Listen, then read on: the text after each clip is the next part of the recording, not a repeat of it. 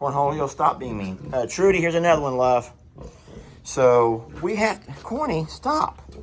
Don't do this today. This is about chickens and eggs and not about unless you're having to run away from a sex-starved turkey.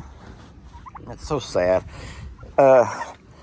Listen, I'm sorry if this is going to be offensive to anybody, but we've all been there. Guys and girls alike have been a little bit hungry like the wolves. Ouch! Why did you do that? We've all been hungry like the wolves here and there, y'all. If you know what I mean, if you get the song lyrics. And Cornholio is a little bit, he wants a girlfriend, y'all. He needs a girl in his life. At some point, crocs are nice for a temporary fix. But at some point, even the crocs won't do it. Don't you do it to me. What are you doing that for?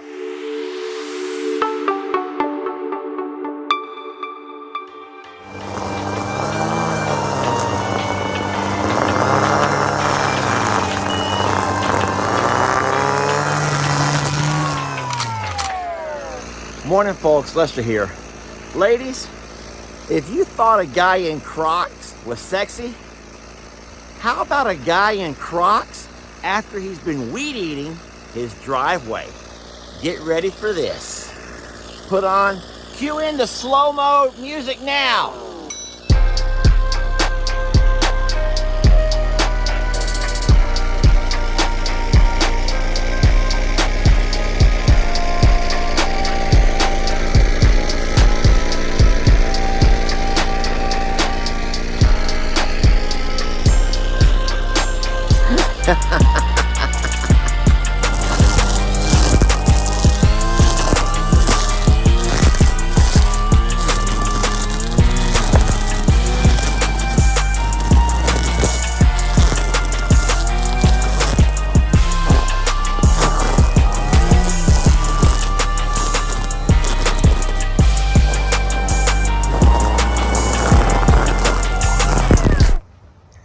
Well, there's absolutely no change in our Annie, our sweet Annie. She's filthy, but I think that Jamie and I jumped the gun and got you all excited about her and being so far along in her pregnancy, because I personally have not seen much of a change. It's just all that right there. That has to just be something rhythmic in her breathing. Go cool off, baby. All your waters are all done. Clean up a little bit while you're at it. You're a wreck. Oh, she wants me to spray her. She wants me to spray her. When she walks to the water hose, that means, Daddy, spray me. Y'all give me a moment here to get my hose out. Here, baby. You get all dirty and expect me to clean you up.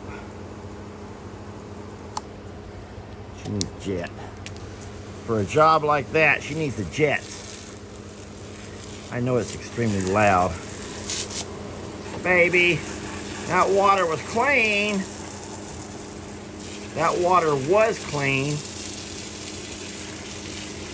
Yeah, I don't guess she's as far along as what we thought, because that's been almost a month when we made that first video announcing that we saw some movement. And that may have ended up just be her breathing, the more I look at it. But I don't know. I just finished mowing the yard and I was noticing all of the pine straw. It's hard to see it now because I've already kind of mowed and mulched over it. But there's a lot of pine straw on the ground. And I know why that's happening. Now, normally you wouldn't be losing pine straw this time of year. These are evergreens. Pine trees are evergreens. So you only lose pine straw when conditions are harsh. And as you can see over there, lots of dry limbs, lots of pine straw on the ground, which means that, well, we've been going through quite the drought and the heat wave. And so I'm hoping that all of these trees will be able to make it. You don't water your trees. We try to water the plants around the yard, water the garden up at Longhorn Lester's, but guys, you just can't go out and water your trees when you have this many trees on your property. I do want to walk you down, though, and show you a tree in Jake's yard that I feel really bad for, that Jake's going to lose. I believe I'm going to keep all of mine. Of course, all these were planted years ago, but I'm pretty sure that even though there's some brown, more pine straw on the ground than what we'd like to see, I'm pretty certain that all these are going to make it. We've gotten about 1 inch of rain each week for the last 3 weeks. And so you can see how the grass is all turned off green again. The hay field is nice and growing. The pond is still a mess. Let me show you this tree at Jake's. I might can zoom in from here. Yeah, that right there, guys, is not going to make it. It starts at the bottom and works its way up. And that tree is too far gone. And so at some point, Uncle Dan will have to come out with his chainsaw and cut that one down. It's about 10 o'clock now. I'm done with my chores here. I'm going to head over to Longhorn Lester's. There's one more thing I want to show you and talk to you about before I leave. I'm going on an egg hunt. Feels a little bit like Easter around here, but there's no prize to be won. Guys, I am going on an egg hunt, and I'm going to have to start doing this on a daily basis. Now that we have the hay here in the hay barn, it seems like everything's coming to lay eggs, and we have we have too many chickens. We have too many ducks. We have so many that they are polluting our pond as fast as we can clean it. They are polluting our water troughs. And I've said this before so many times, we have chickens and ducks that live here in the barn. They won't leave. Let me explain this to you the best way I can. I know you don't want to stare at me while I talk, so let me walk around a little bit and talk to you. We do have free-range chickens. We want our chickens to free range. We do not want to coop them. We want them to free range because they help us keep our pastures cleaner and a whole lot free of flies. This is going to get pretty gross. Can I just gross you guys out for a minute? But it's farm life gross, and so something you have to understand. You don't belong here. There's a pond for you guys.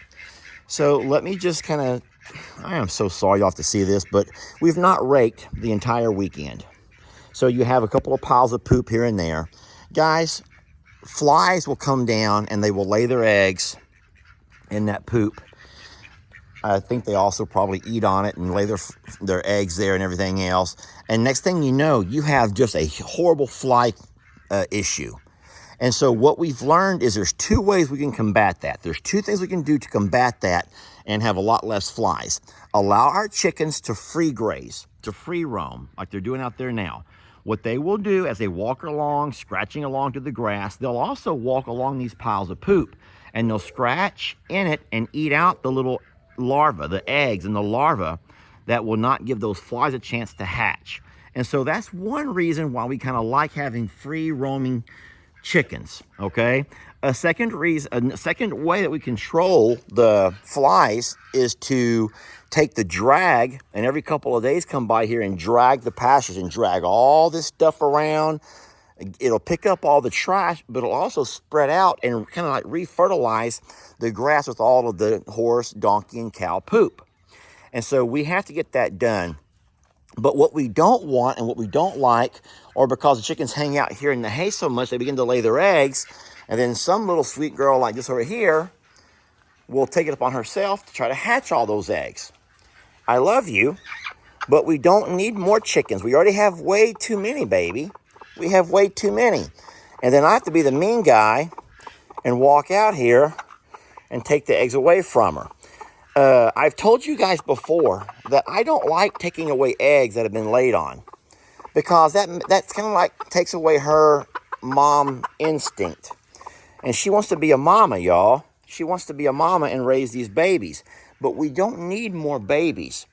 And so I have to come by here on a very regular basis. And I know that so many of you feathered people get upset with me for doing this. I know that you do. But second problem is we have these ducks that have found that we feed them here. We have water troughs here.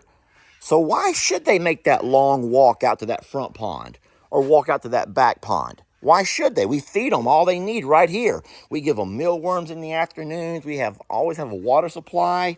And so what happens is they start coming up and laying around, hanging around, and they won't leave. They won't leave. So I would think that the second thing I want to talk to you guys about, I'm going to step over you. Don't bite me, please. I don't want to mess with you. The second thing I want to talk to you about is, let me just look what you got under you. Let me see how many we're looking at. Let me just look, baby. Oh my gosh. See, I'm only going to pull a few of these out. I'll leave her one because she's been here for a while. So let me tell you something. The reason that I don't take these eggs that are in my pocket right now and give them to the fire department is because we don't know how far along these are in the process of them developing an embryo, turning into a fetus, turning into a baby chick. And so we don't want to take a bunch of eggs. You guys get so upset with me for taking eggs off and giving those eggs to the pigs. But guys, I do not want to, number one, take an egg inside the house that I don't know how long it's laid here. We run across a batch of eggs that are laying there that we have just discovered. We don't want to, there you go, there's one so we don't want to pick up this egg and take it in the house and fry it up. It scares me to know how long it's been lying here. How many days has it been going through this heat? And so I don't want to take a chance on getting myself sick from a bad egg or get my family sick.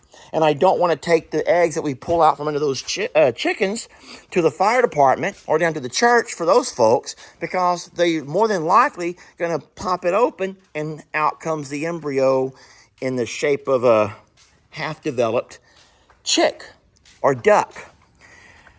And every video that I make where I talk about the overpopulation of our chickens and our ducks and everything else, I get so many people upset with me. I've tried to explain to Jamie that at some point we have too many. We have too many. And Jamie has a soft spot. Has a soft spot for sweet things. This, for example, this is that one duck who laid on top of all those chicken eggs and hatched them. Now she's their mother. She's their mom. And so we have a hard time, y'all, taking these chickens, these chicks still, or not really chicks, they're chickens, and moving them along because it's going to break her heart. She has given up her life as a duck to be a mama chicken. She follows them around all day as they peck and graze and scratch and do all the things that chickens do. And she thinks it's the cutest thing. She's so proud of her children. And so, you know, there are certain things that we have a hard time doing. So the easiest thing for me to do is gather up the eggs that have not hatched yet. Gather the eggs that have not hatched yet and offer them to our babies. It helps feed the animals so they're not going completely to waste. But at the same time, they're not going to end up hatching and causing us more of a headache as far as go to the pond, little ones. I brought you a morning snack. You're welcome. Is that good? Hi, Corny. Peggy Pig. Wake up, Peggy Pig. I got you a snack. It's a delicious egg, baby. Baby, get up and eat it the right way. Don't lay there and eat in bed. Poor Peggy. There you go. That's a sweet girl. Oh boy, that's a good one, y'all. That was a good one. Did y'all hear that? That was about half rotten. Did y'all hear it when it popped? That was about half rotten. Peggy Pig likes it, but no one else would. That was a rotten egg. Did y'all hear it pop? I hope you all heard that pop. Oh, and the smell. Cornholio, stop being mean. Trudy, here's another one, love. So we have, Corny, stop. Don't do this today. This is about chickens and eggs and not about unless you're having to run away from a sex-starved turkey. Well, I'm working here in the yard and all of a sudden a couple of Brienne's and Uncle Dan's dogs show up. I'm gonna close my gates and that way it'll keep them. Hey, hi babies. Hello babies. Mag, you're not much help at running off stray dogs. I'm kidding. These are not stray dogs. These are pretty girls. These are Great Danes, and they're beautiful dogs. Uncle Dan bought one for Brienne when she got married, and he bought one for himself, and they've been best friends. And they've been best of friends. And the last thing that I guess I'll comment on about the chickens is that most of the folks who are upset with us giving some of the eggs to our pigs, you say give them to Sister Kim because she sells them. Sister Kim sells eggs for extra money. But Kim gets her eggs from a coop. Kim keeps her chickens in that coop and her little yard. Kim doesn't let her chickens free range like ours. So Kim's chickens all go to a nesting box when they lay their eggs. So Kim always knows how fresh her eggs are. The last thing I'll say while I have our chicken expert here working is that the reason that we don't put chicken... You're showing my mess. It's okay, you're working.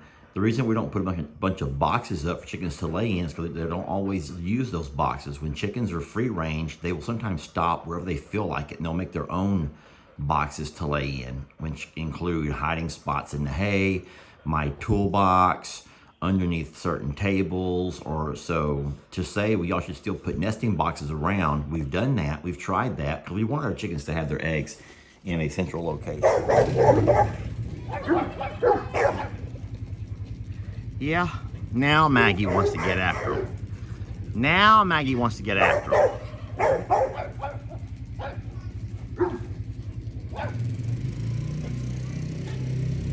Maggie!